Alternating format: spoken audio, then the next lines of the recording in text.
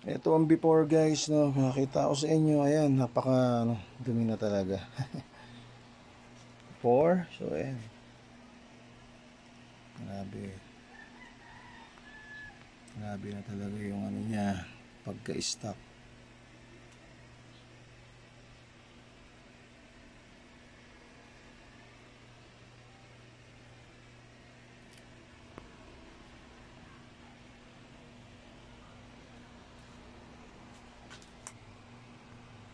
Ayun na siya guys, matapos nating punasan muna, no.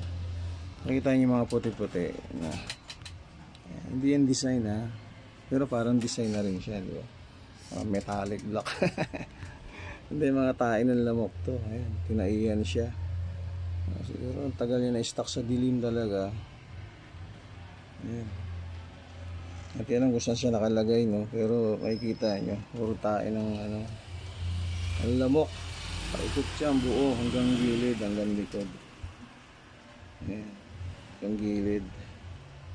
So grabe, sinapit ito. Malilinisin natin yan. At ayan na boss, yung kanyang skin, no? Hindi na siya ganun ka-perfect. May mga guwit-guwit na siya, syempre. Scratches, lalo na pag black. Nakikita, no? Pero naalis natin yung mga ano-ano niya, no?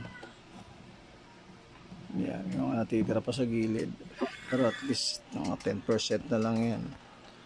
99.1 na lang bacteria. Ayan, o. Alright. Doon siya guys, diba? Yes. At eto na ang before and after. After na to mga Guitar in Church. Ayan si Fender. Alright. Kita niya. Iningkin yung board at mga fret. Kita nyo naman. Kita nyo yung mga ano nung kahoy, mga force.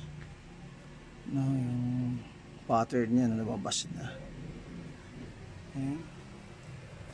Bridge natin. Alright.